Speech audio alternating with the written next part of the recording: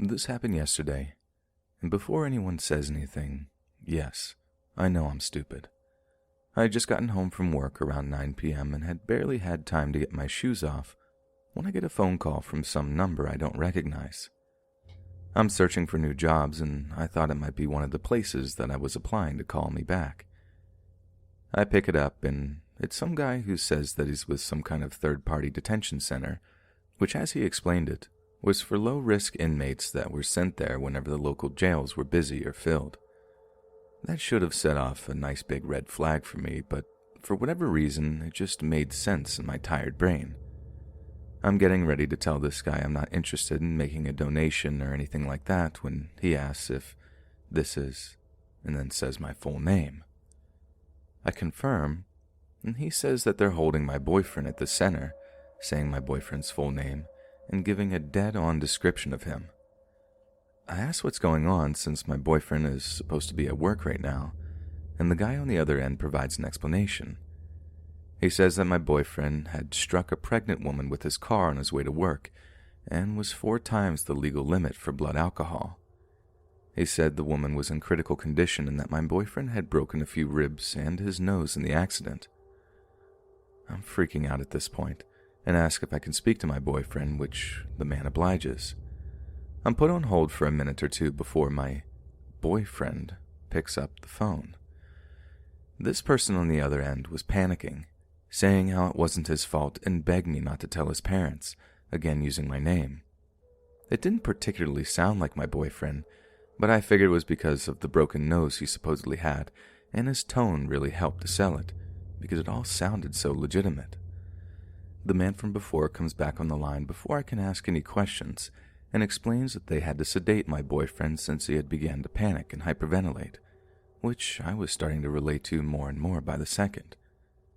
The man on the other end tells me that I should come right away and that the bail is set at $2,000, cash only.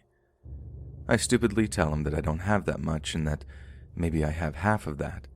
He tells me that it's fine and that I can work something out with the front office once I get there, and to just bring what I have, and seeming like he's trying to calm me down. He's given me the address and I can barely hold a pen because my hands are shaking so badly, and I'm very poorly trying to hold back tears.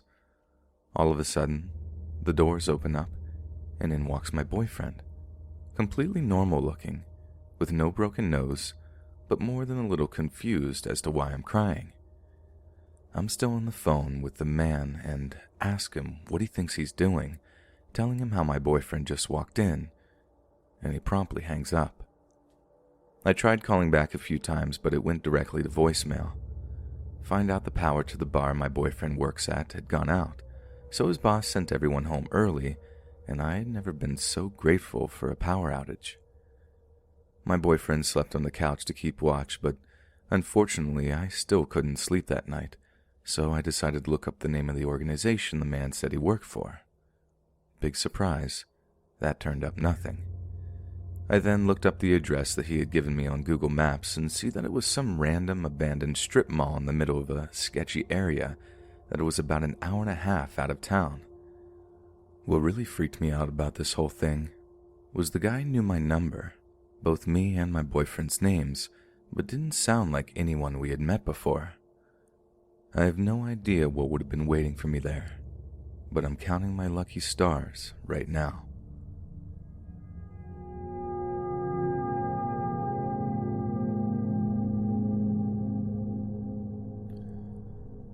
I was one of those kids you see walking around zoos or amusement parks wearing a leash. Those were already a thing 20 plus years ago, but less common, and were initially only tied around the wrist. In my case, it was a necessity. I would always start wandering off from the rest of the family no matter what situation. This is one of the stories that led to me earning my leash. It happened when I was about 6 years old and I went to the zoo with my mom and sisters. Before every family outing, my mom made sure to give me the talk about not walking off again or face the consequences. My mom was a strict parent that made good on her promises. She had to, being a single mother of 3. I didn't try to disobey her per se, but I often just didn't pay attention to the world and people around me. No different to this day. I behaved and followed the group for a while, but Then a butterfly garden caught my attention, and off I was. When I finally realized I separated myself from my mom and sisters again, I panicked and started walking around the zoo looking for them, being afraid for my mom's reaction more than anything else. After a while, I somehow got it in my head that if I could just walk out, find our car, and wait there, my family would eventually find me. So I did. I got lost within a couple of minutes, walking around a strange neighborhood looking for either our car or the way back to the zoo. Nothing looked familiar. I started crying, and my mom was going to be so mad. Then, this man came up to me, just normal looking, about 40 years old, asking me if I'm lost. I explained I lost my family when we were visiting the zoo, and I'm looking for the way back. I couldn't believe my luck when the man told me he had just come from the zoo and saw a family there, standing near the entrance, who were waiting for a little girl with blonde hair and a baseball cap. But it was still a few blocks away, so he proposed I walk with him to his car, and we could drive the rest of the way back. Just the mention of his car finally made me hesitant. I told him I wasn't allowed to get in the car with strangers. My mom would be so mad. He then said something like, "That was true, but I look smart enough to know I could trust someone." Don't remember the exact words, but something along those lines. Also, he added, he spoke to my parents earlier when they were looking for me, so he's not a complete stranger. That didn't seem right. I asked him if he really talked to my dad, who had died a year before, and when he said he did, I broke down crying uncontrollably. I still didn't understand the situation I was in. I was just really confused about everything and scared of how angry my mom was going to be after all this. Finally, my crying caught the attention of the security guard of a parking building we were standing next to, asking if there was something he could help with. The guy stepped aside with the security guard and started explaining the situation, but made it vaguely sound like he was my father and we were looking for his wife. The security guard seemed to believe him, pointing us in the direction right towards the zoo. The man thanks the security guard and proceeds to take my hand and walk away. The security guard takes a last look at me and asks me, in a comforting, friendly, adult-to-child kind of way, why I'm still crying. I tell him that my dad is dead. He looks really confused for a second, then asks if this man is not my dad. I tell him again, no, my dad is dead. In a split second, his whole face and posture changes, and he turns to look at the guy, who's trying to explain he never actually said he was my dad, that the security guard must have misunderstood, and he was just helping me find my mom. The security guard said he appreciated the man's help, but he would take me off his hands now, and the guy immediately took off. I don't think there was much else the security guard could have done. I explained the whole situation, and after making a phone call, he walked me to the entrance of the zoo, which was just around the corner from the parking building. From there, we were brought to the security's office where my mom and sisters were already waiting. I feel extremely lucky for the security guard being at the right place at the right time that day, and very grateful for the extra second of time he took that could have made all the difference.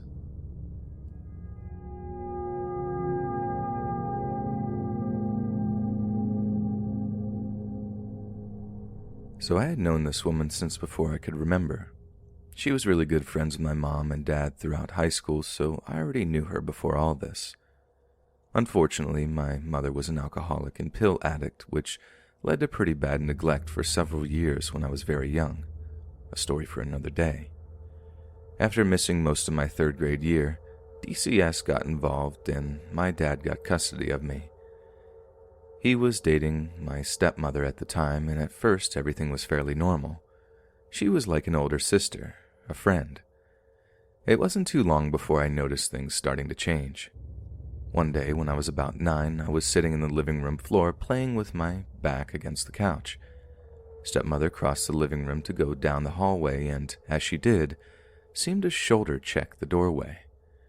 As soon as she did this, she turned around and started yelling at me, accusing me of pushing her. I stared at her, dumbfounded, because I hadn't moved from my spot in the floor. She continued yelling and accusing me as I tried to rationalize it in my head. Maybe I got up and don't remember. but why would I push her? I really had no negative feelings towards her at this point, so it didn't make any sense. But she was an adult and I was a child. Surely she knew what she was talking about. Stepmother was a taller, skinny woman with long golden blonde hair, straightened through the length with those poofy 80s bangs on top.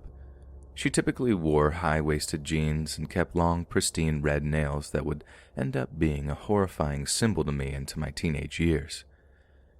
Things only got worse as I got older. I would speak to my mom on occasion over the phone or in a letter the first few years, but each time I did, stepmother would become more and more hostile towards me, claiming that my contact with my mother was making me misbehave. But I was always an introvert. I loved reading in school, and I was a bit of a nerd and hated getting into trouble, so this accusation didn't make sense to me even then. But what could I do about it?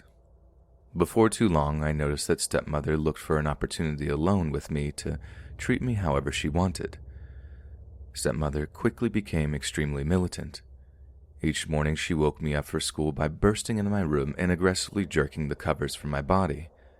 Some mornings, even grabbing my feet, digging her nails in and twisting my toes.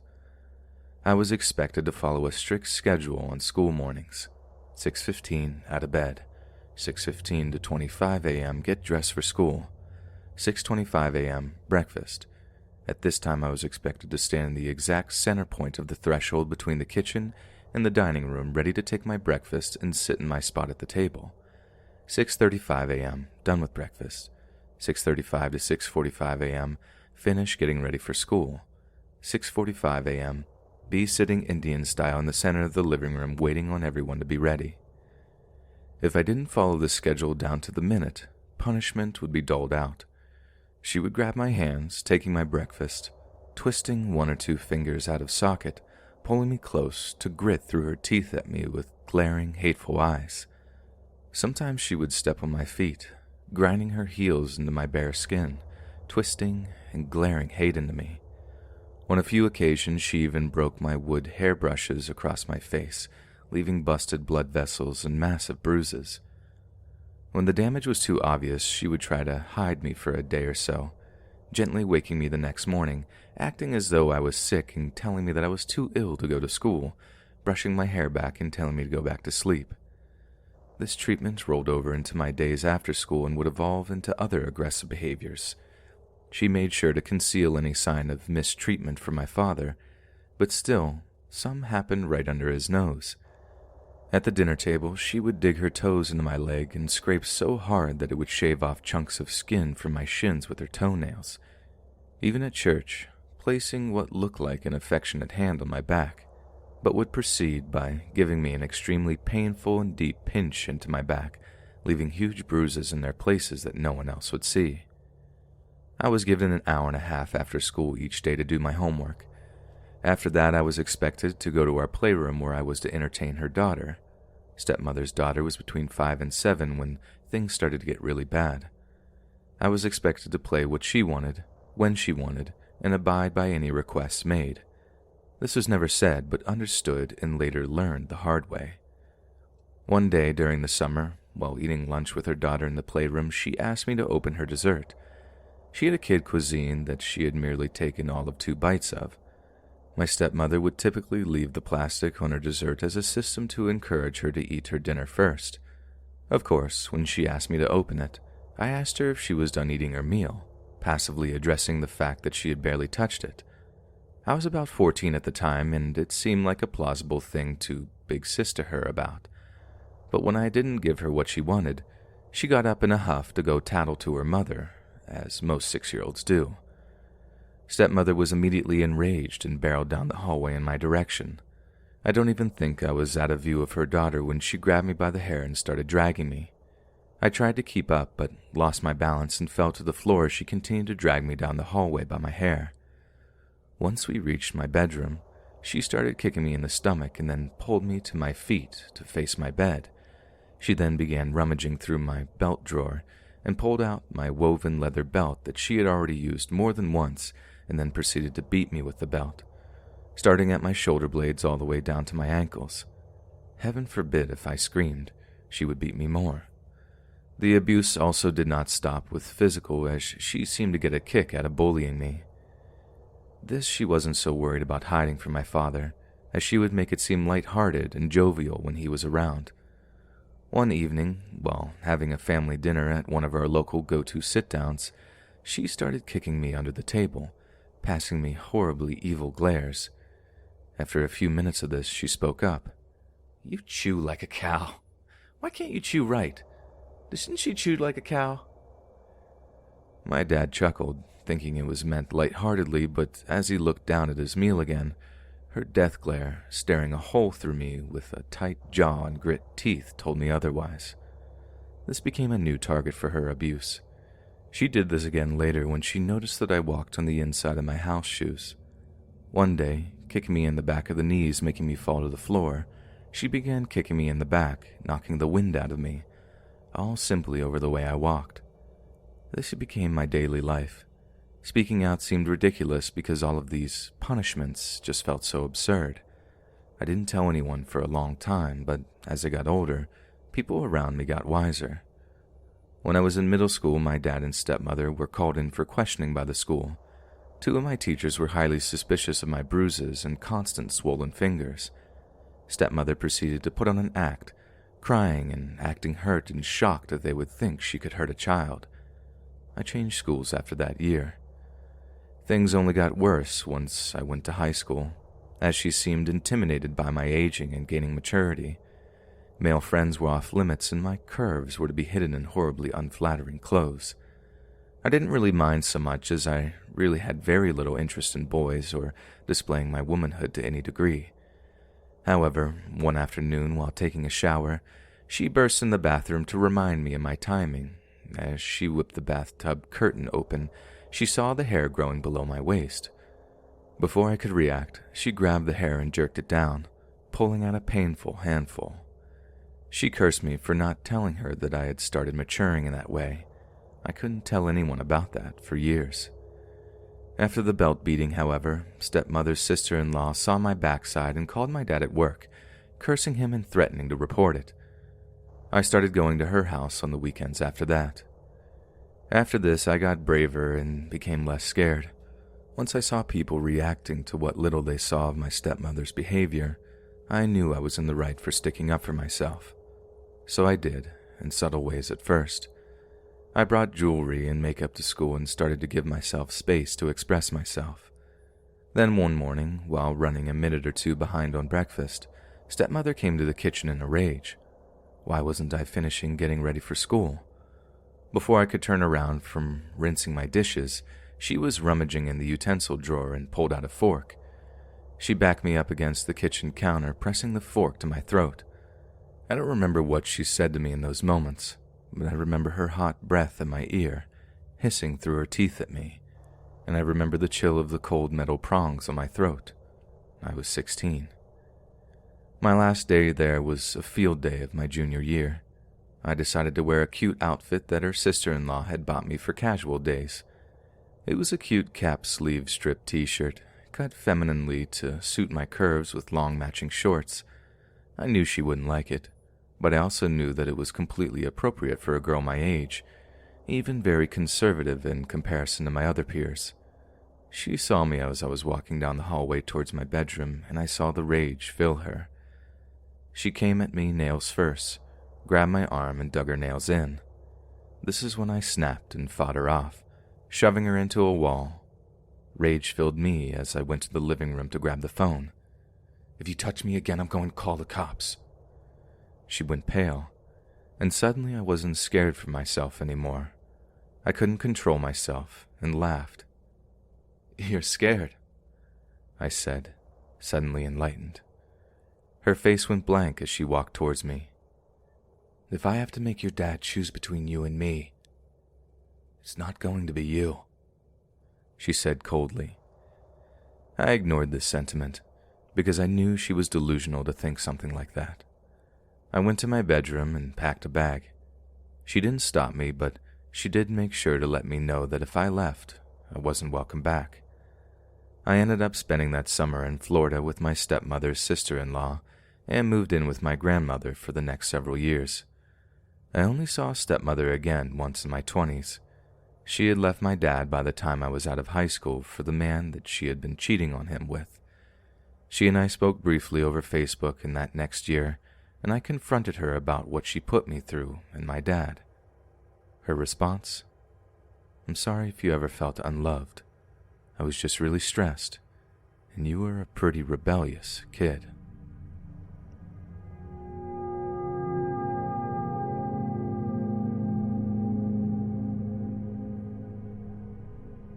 I'm a nanny and had been with my current family for about 2 years when the oldest started preschool a couple of days a week. I drop him off around 9 and pick him up at 12:30, bringing his baby brother along. Now, this school was very hoity-toity, and most of the families who sent their children were very wealthy. Everyone entering the building had to wear badges with their names printed out. Every entrance had a security guard and metal detector. They employed about 10 security guards around the building that patrolled the place from open till close. I became very familiar with several of them because I passed them at their posts on the way in and out. Most were cops making a few extra $100 on their days off. Well, during the fall of 2017, the older boy moved to a new class on the other side of the school. This entrance was never as populated, so it was just a couple of people going in and out of this door during the day. The security guard was from a private company. He was always extremely polite and friendly. One of the nicer security guards without a doubt. He was probably in his late 20s. I thought he looked like a young Santa Claus. Round, jolly face with a permanently red nose and cheeks framed by a thick brown beard. Thin frame glasses and curly brown hair that went to about his shoulders. I eventually learned that his name was Nick, which only solidified my comparison. Months passed, and we see each other 2 or 3 days a week. The boys loved to wave to him, and he'd always ask how our day was, and we'd respond. In January of 2018, I came down with the flu and missed about 2 weeks of work. When I returned, I continued our regular schedule of school drop-offs and pickups. I was walking past Nick, waved, and he stopped me and said he noticed I was gone for about 2 weeks and he hoped I was feeling better. I smiled, thanked him, and said it was the sickest that I'd been, but I was glad to be back. I found it a bit odd that he noticed and that he knew I was sick. I assumed my employers had told him when they did drop-offs and pickups while I was gone. I didn't think much of it and continued on, but when I went to leave, he stopped me again and told me he didn't know that I wasn't the boy's mother. I laughed and basically said people confuse me for their mom because I'm with them all the time and we kind of look similar. He laughed too and then said, I was wondering, I never saw you with a husband and you don't have a ring on your finger, so I thought you were just a single mom. I laughed nervously to this and didn't know what to say, so I said, Nope, just the nanny. I wanted to kick myself once I got back in the car. I was caught off guard and I'm generally a bit awkward, so tend not to respond the best when put on the spot. I guess I didn't realize he paid that much attention to me. I was a bit uneasy, but found it harmless. The next drop-off day, I said hello, and he responded by calling me by name, which he had never done before, and telling me I looked nice, which he had definitely never done before, and I was very surprised. I started to think he may be interested in me since learning that I'm not actually a single mom. This was weird for me. I'm gay, and I look very gay, so men very seldom take an interest in me, so when they do, I'm weirded out. When I left, we exchanged a simple goodbye, and the rest of the week was pretty non-eventful. In early February, I was doing the drop-off yet again when, on the way out with a baby strapped to my chest, Nick stopped me. He was very courteous, but he asked me if I'd be interested in going to dinner with him some weekend. Again, I'm incredibly awkward, so my response was to laugh, and I could see he was immediately offended. I apologized and tried to explain that I was actually engaged and had been in a long-term relationship. This was true. His face changed and he said, Well, where's your ring? The way he said this made me uncomfortable. I felt accused and defensive. I told him that I don't really like wearing jewelry to work, so only wear it on the weekends. I had accidentally scratched the baby with the ring when he was just a newborn and basically decided it wasn't something I'd wear when caring for them. He didn't seem satisfied with that answer, but let me go and told me to have a good evening. When I came to pick the older boy up that afternoon, Nick seemed agitated. I said hello and no answer. Okay. I was upset but let it go. I didn't want to hurt this guy's feelings, but geez, could he not tell I was gay? The constant button-ups didn't give him a clue.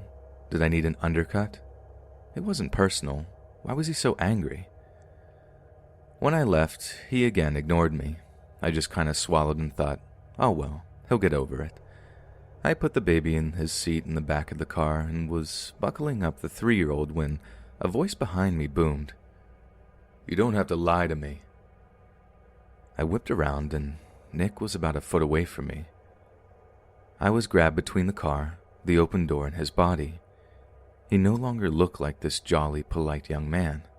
He was big, probably about 6'2" and easily 400 pounds. I was scared and I was angry. How dare he come up to me and scare me? How dare he corner me and intimidate me when he knows I'm doing my job? I hurried out of the doorway and shut the door and locked it with keys in my hand. I stood inches away and tried to back up. "You didn't need to lie to me. If you aren't interested in me, just tell me. I don't like liars." I didn't owe this guy anything but explain that I wasn't lying.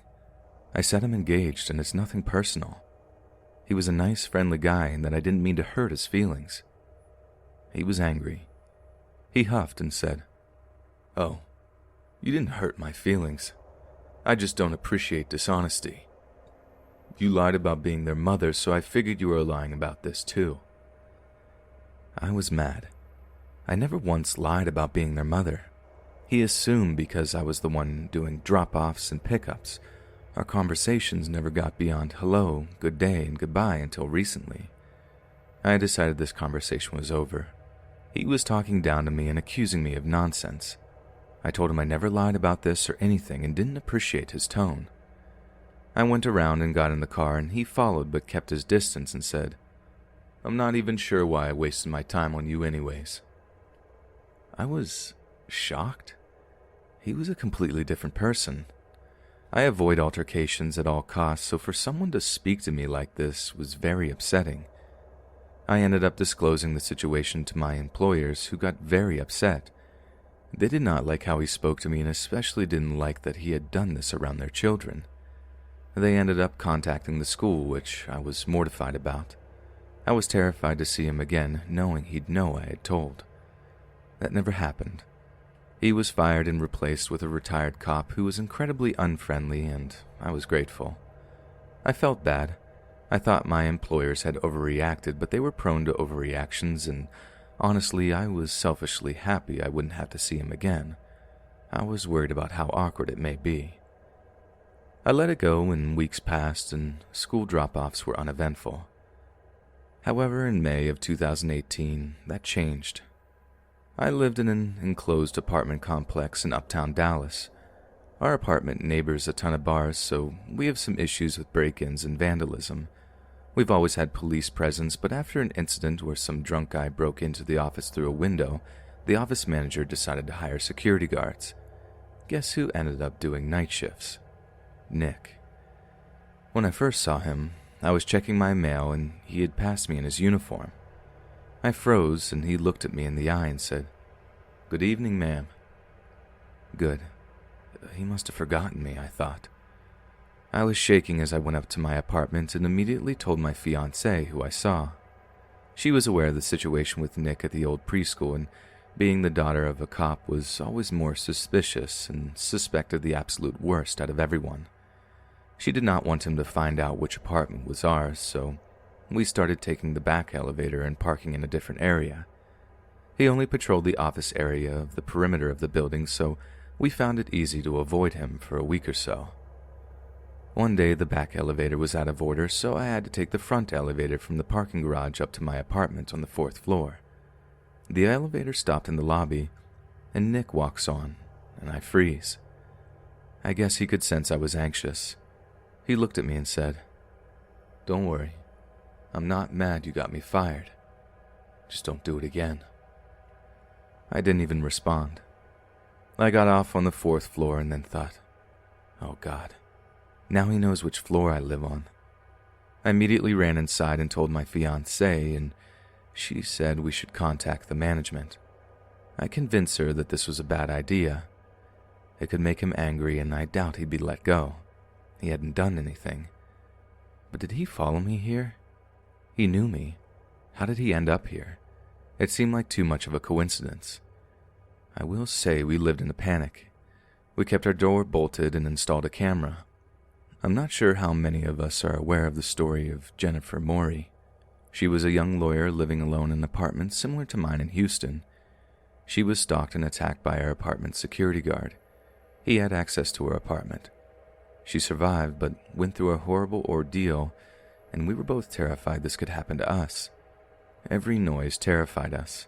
We get up to make sure the door was bolted several times before we could go to bed. That summer, we were convinced he'd try to do something, maybe just our overactive, worried minds. We ended up avoiding him for the most part. We saw him occasionally, but he didn't seem interested, and although we were always wary, we figured he'd got over it, and we let our guards down.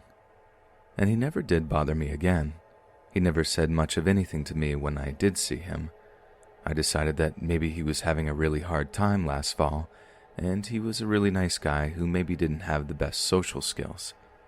Fall 2018 rolls around, and I'm busy with work, and my fiancée is out of town, often on business meetings. One weekend, I'm home alone, and it's 3:30 p.m., and I'm walking down to the office to get a package. There are about 3 squad cars and police all over the lobby and going up the stairs. I'm wondering what happened. But like I said, we live next to the bars, and we've had incidences with drunk idiots, so figured someone had an altercation or something had gotten stolen. I try to eavesdrop, but don't hear much. I go about my day and then receive an email from my apartment complex saying they have a community-wide scheduled meeting to discuss the incident and go over resident safety concerns. I'm wondering what just happened, so of course I go to the meeting, and guess what? A young single girl living in an apartment by herself showed up mid-afternoon to find Nick inside her apartment. She came in, and her drawers were in disarray. He was hiding in her closet and came up with an excuse. The security guards don't have keys to any apartment and aren't supposed to be in the resident halls. Later we found out he had been stalking this girl and stole the keys from maintenance and made copies. This has been going on for at least a month, if not longer. They found several of her belongings in his vehicle, and he was obviously fired and charged. I didn't follow exactly what happened to him, but we assume he did some time. It was absolutely terrifying, and of course our apartment complex got the pantsuit out of them. I was glad his attention shifted, but wondered what could have happened to this girl. But this wasn't the last time I saw or heard of him. A few weeks ago, over a year since I last saw him, I went into this big fancy mall in my city, and guess who was working security? Nick. My first thought was, you've got to be kidding me. My second thought was, how on earth does this guy keep getting his security jobs? Who's dropping the ball here? I saw him and turned around and walked right out the door. Thankfully, I'm moving out of state next month.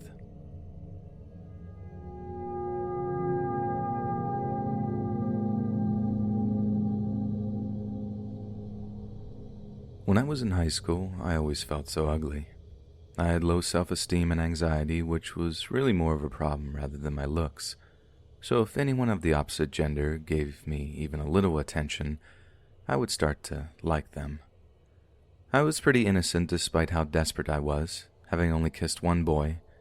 So when I was 17 and a college guy put interest into me, I immediately clung to him. I was on this app before Tinder, and I met a guy who lived 7 hours from my home city. His name was Brandon, and he was gorgeous. Blonde hair, muscular, blue eyes. He played soccer for his university, and he was 19 years old.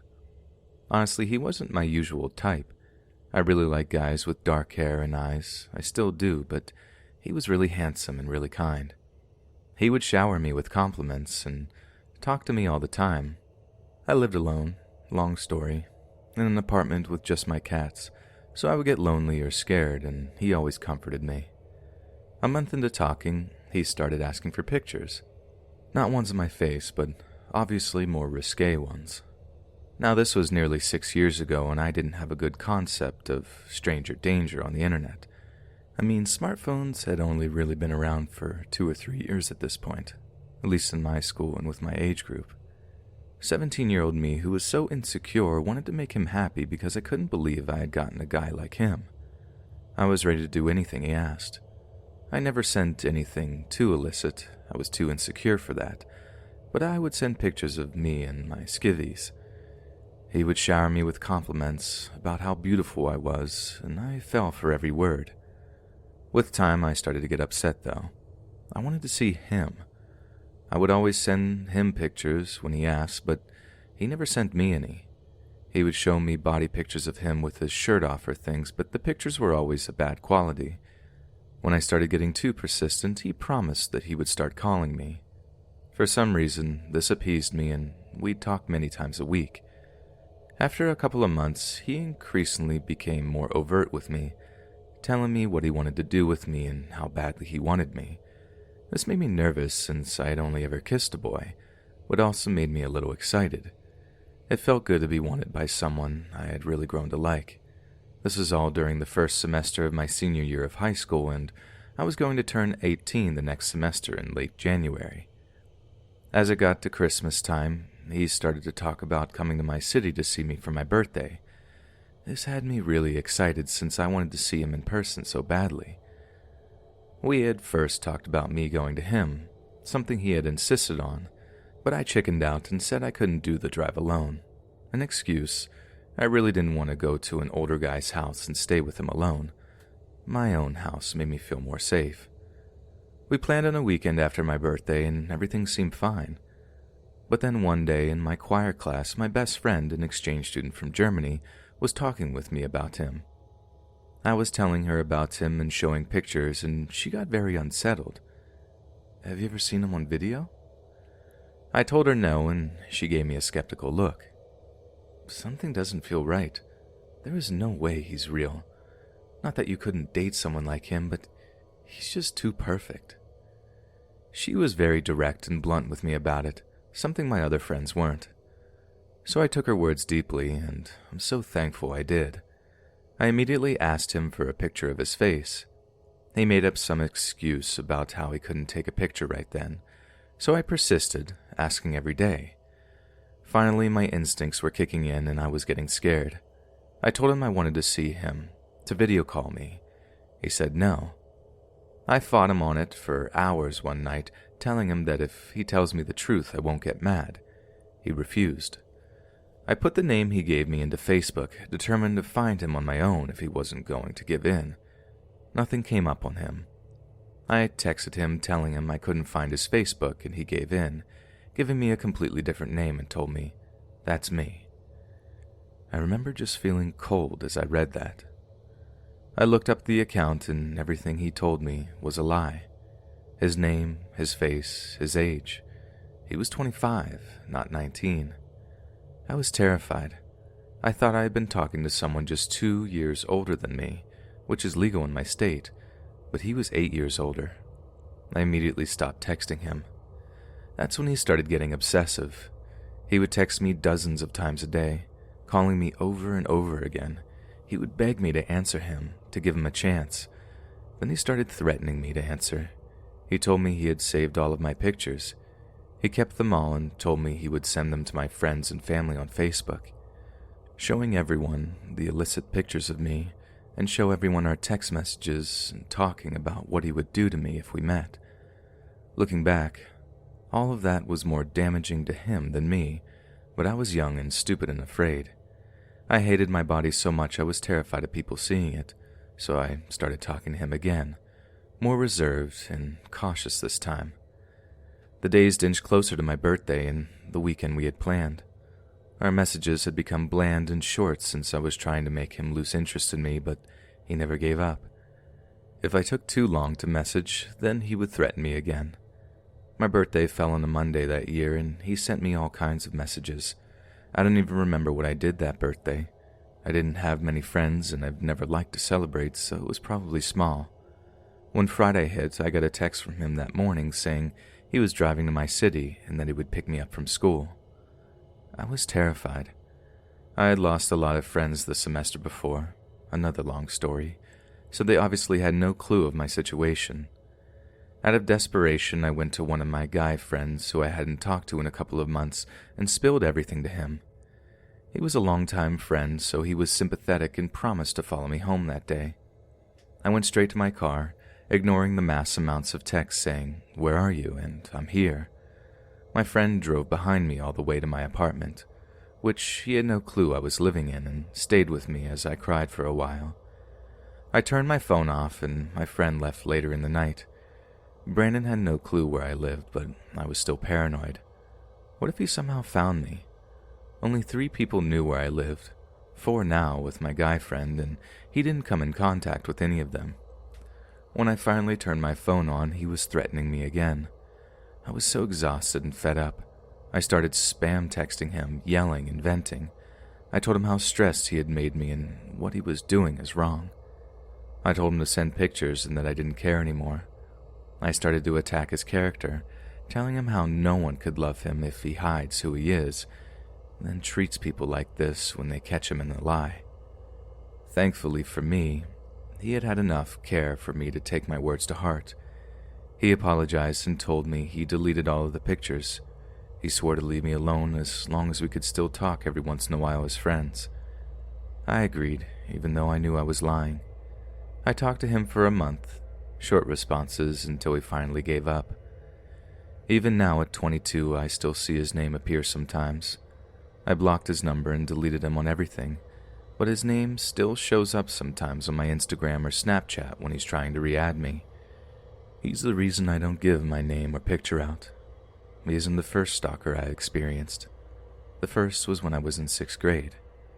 But yet again, that's a story for another time.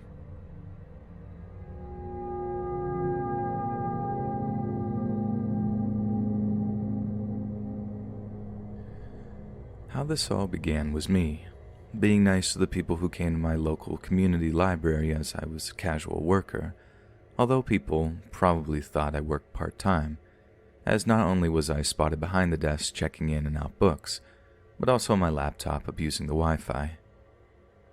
This guy, nicknamed Chesney, was probably an influencer for the young adults, as he mainly skateboarded and did whatever and wasn't alone. He had a few elementary or high schooler kids with him. I'm a natural when it comes to customer service speaking and acting, so chances are I must have spoken to Chesney kindly enough he thought I was interested in him, or he became infatuated in me. I don't date anyone in or from my community. I explained to many people before that dating here would be full-on Alabama. Chances are they could be my cousin through marriage or blood. It's disturbing as I am Native American and can't even go west or south to date another native guy because chances are they might also be a cousin long distance. While my time at the library was long, just to gain work experience, it didn't last when Chesney asked me to hang out. I declined the first time, but it seemed it didn't stop him. One day I believe he asked for my number. I refused, like the jerk I am. If I don't know you personally, dead or alive, you aren't important to me. I have a low friend count. I'm not close to anyone who isn't my immediate family, and my family can see through nonsense as soon as it comes into their line of sight. Chesney then asked my supervisor for my number to give to him. How I came to know this is by the end of the day when we were closing up the library. My supervisor tells me that she will keep an eye on him and that I should get home safely. I continue every day as normal, very ignorant to the situation that was now starting to build. One day, as I was sitting in my cubbyhole, as the patrons like to call it, I start to notice Chesney would find a spot and sit there where I would be in his line of sight. I ignore this until one day he came up to my cubbyhole and hands me this Magic the Gathering card. He didn't say much, but I was disturbed. I'll be honest, something about him didn't seem right. The card had an octopus on it, and right then and there, I placed the card down and gathered up all my things and left. I didn't return to the library for 3 months, maybe even more than that. This had taken place 2 years ago. I told my eldest sister about the incident, and my family was kind of worried. They wanted to know the guy's name. However, I didn't know his name, as I didn't see him as being important to remember. I never saw him again until a year later. I'm doing more casual work at the library. I basically forgot his face until he came in one day and was working at a computer. I never gave him a second thought as I was reorganizing and restacking the bookshelves until he printed off a paper and came up to me and asked, "How do I get a job here at the library?" "You'll have to speak with my supervisor," was my answer. I overheard my supervisor telling him he couldn't hand his resume in here, that he needs to hand it in over at HR at the band office. I never saw him again, as I had gotten a job elsewhere. 2 years later, just about 4 days ago from now, I'm living my life as normally when my mom texts me, telling me about some guy calling for me. She gave me the caller's ID, but like an idiot, I text her back saying the ID isn't familiar, and there's no number to call back from.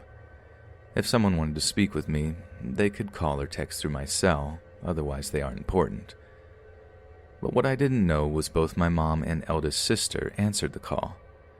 It wasn't until I was sitting at my local Tim's, my sister calls me and says, "You have a stalker." This shocked me for a bit, but another part of me was amused since I do have a tendency to think dark thoughts. My sister explained to me my stalker wanted to meet with me, take me out to dinner, that he wanted to hang with me. I didn't know who this guy was, and I tried to place a name and face to whomever this person was. Things were starting to get a bit annoying when my mother and eldest sister started to accuse me of giving out my brother's number to a stranger. Why would I do that? I barely have a social life. When I got home and went over to my brother's, my mom, who was staying there, said he just called. Now my family is on high alert. By reverse number searching, I got an address of where the call is coming from. I wasn't taking this serious. Whoever they were, they lived on the other side of the res. We went to the address and did a drive-by. My sister lightened up the mood by making jokes, pointing out to guys who were walking down the road, saying, "Oh, that must be your stalker. No, it must be that one." Just saying, these guys walking down the roads look like the typical druggie or tweakers. Once we went back, my amusement ended as the accusations started up again. "Did you give out your big brother's number?" my eldest sister asked. "No, of course not," I answered. "Then how did your stalker get it?" "Well, he either got it from someone who knows our brother's home phone number or looked in the phone book," is what I was concluding, as I know for sure I never gave out my brother's number. I barely call my brother, let alone text. Once we got back to the house, I was angry and immediately grabbed my brother's handphone and went outside to call this guy. My sister was talking to my older brother, filling him in on what is going on. It didn't take long for this guy to pick up. Can anyone guess who it is? Yep, Chesney. Chesney was the one calling my brother's phone and asking for me. I immediately started to tell him my family isn't amused and that I wasn't interested. Even when I said no, he kept trying to ask me to go out with him. I got his full name and told my siblings who it finally was. It's my fault for living under a rock. Turns out this guy is an actual addict, if not a complete loser. I told my parents and they told me not to even think of dating him and to just leave him alone. Of course, Mom and Dad. I don't date anyone from the res, as you know. But mystery solved. I did do some Facebook research. No kidding, he had to be this wannabe thug. Honest about doing hardcore drugs and love that he was German blood, saying all these kind of things that he descended from Adolf or something like that. Shake my head. I posted this early on our stories, but the reason why I'm here is a couple of hours ago, Chesney called my brother's phone again. Getting up, I went to my brother's, who was home. He was mad. I didn't find the phone on the cradle. I asked my brother who were the incoming calls. He pressed the number and handed it to me, which I immediately pressed call. And I kid you not, this guy didn't wait to pick up the phone. "Chesney?" "Speaking." I was mad. I was livid, to be honest. I didn't use my customer service voice. It was gone. I immediately went for my Sea Cadet voice. "You will cease and desist from calling this number ever again, or I'll get the police involved. and you'll consider this a form of harassment." "Okay." I hung up, still mad. My mother said something about calling the cops. I already know one thing. He's only calling my brother's phone, not me directly. He hadn't done anything threatening to me or my family. He doesn't know where I work. But still, if he used an old phone book to find my brother's number, which is my grandmother's phone number, he has my brother's address, meaning he also knows where I lived. I'm writing this down because I called the non-emergency line. My brother needed to just block the number. Fingers crossed, and I won't give this idiot any respect.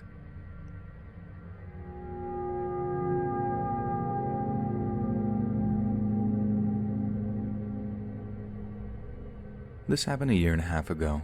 Names have been changed. I used to work in a gas station where this one particular customer was a regular.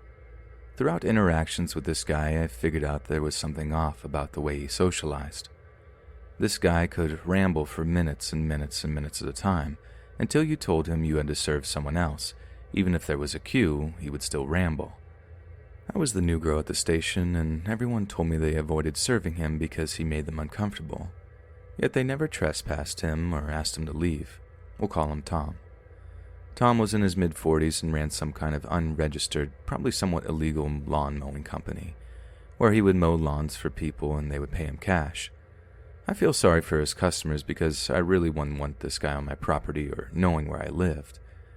It started off as relatively harmless, but harmless always gets really freaking tiring. So he used to comment on my smile, how he liked the shape of my face and mouth. Weirdo. He also used to comment on my hair, which I used to dye red. It's actually part of the reason I stopped dyeing it. He even stroked it a few times. I told my site leader that I thought he was weird, and he was always commenting on my looks, and I was getting sick of it now. She literally said, "Well, none of us kiss his butt, so he leaves us alone now." That really made me mad, because I never did any of that, only politely served him and asked him not to behave certain ways. Secondly, he never left them alone. They used to run into the back room and make me serve him. One day, my coworker had a heart attack and died suddenly. Not at work, thankfully. I was really upset because he was practically the only nice coworker towards me. There were a lot of mean women working at the station who talked about me and made fun of me behind my back, even though I was constantly doing their work and pulling double-plus shifts regularly. This coworker was a really wonderful older guy, pushing me to talk to my boss about becoming a manager. Naturally, I was upset, and I cried a couple of times in my shift, but once I was alone for the night, I had to hold myself together for the customers. Tom came in, it was around 8 or 9 p.m., and we had a policy called controlled door. Basically, we unlock the door for anyone we think won't rob us. After 10 p.m., no customers are allowed in. So yeah, Tom was buying 2 bottles of Coke or something. He let him in because I wasn't that threatened by him at this point, and I was a bit off during this shift since my coworker had just died that day. He approaches the counter and mentions that I look sick or upset, and how he heard that so-and-so had passed away. I just said yes and said I was feeling a bit sad. Without warning, he grabbed me by my neck and pulled me across the counter into an awkward and painful hug because my legs were hanging midair. I didn't say anything because I was literally so taken aback and frankly scared. Tom then said, "I noticed you had the door locked and then unlocked it for me. That must mean you trust me." I just made some excuse about how I needed to clean the coffee machine now and he needs to leave so I can monitor the cameras. The way he had grabbed me left a sore pain in my neck for literally weeks. The next few days, I told my site leader what happened, and she told me in a snarky way that I should have made an incident report the night it happened. I told her I forgot because I was shaken up. She said she would get him trespassed. A couple of nights when I was leaving around 10 p.m., he would be outside, around the corner of the building and offering to take me home. I always refused and quickly got to my ride. I told my site leader this and asked when the trespass was happening, and she said she was discussing it with her boss. A few more creepy comments and occurrences happened when people finally started asking him to leave. By this point, Everyone was aware of his behavior towards me and were actively telling him to leave. I got fed up and handed in my resignation since he hadn't been officially trespassed. It took me handing in my resignation for them, on that day, to go to the police and then have a sit-down with me and try to convince me not to leave. I said my mind was made up. My coworkers were mean people and this guy was harassing me. I wasn't going to put my health on the line for a job at a gas station. In my last couple of weeks, they switched me in between 2 other sites, so Tom wouldn't know where I was and to get away from my regular coworkers. My main site at that time was amazing. The coworkers were supportive and super friendly. The site leader was sympathetic and even on more than one occasion warned me when he was approaching the store, got me into the back room one time, and then went off at Tom for looking at me, telling him to leave and that he was calling the police, etc., etc. I forgot to mention that when I was placed in other sites, he would drive to each site every day to ask where I was. Someone from my old site told him. I didn't know who it was or why they would do a thing like that, even if they disliked me, but that's how he found out where I was and would come in. Thankfully, I only worked there for a couple of more weeks, and most of the people were proactive in keeping him away from me. After I left the job, I decided I wanted to start going to the same church my dad goes to. He swore by the church, so I read some reviews and literally found a review by Tom that was very recent, saying the church was great. I decided to tell Dad about Tom and said I was too scared to go to that church. Dad said Tom was harmless and he had Asperger's and didn't mean to be weird about stuff. I told Dad that he would wait for me late at night in dark areas beside my work. He would follow me between workplaces. One time I worked half a day at Site 1 and then drove to Site 2 for the other half of my shift, and he was driving behind me. He made comments about how I looked and how I was just such an amazing person countless and countless times that it just became tiresome and creepy. Dad ended up speaking to the pastor, and the pastor told him that he had actually been banned from the church a few days ago for inappropriately hugging the women there. His wife actually came into the church to complain. She did the same thing at my workplace, saying he was innocent and hadn't done anything wrong. I don't know if she's stupid or just in denial. Anyway, I moved cities away from where I used to live, and I'm very thankful that Tom never found out where I lived or hurt me in any way. I look back on those times where he waited for me in the car park at 10 p.m. and literally shudder at the thought.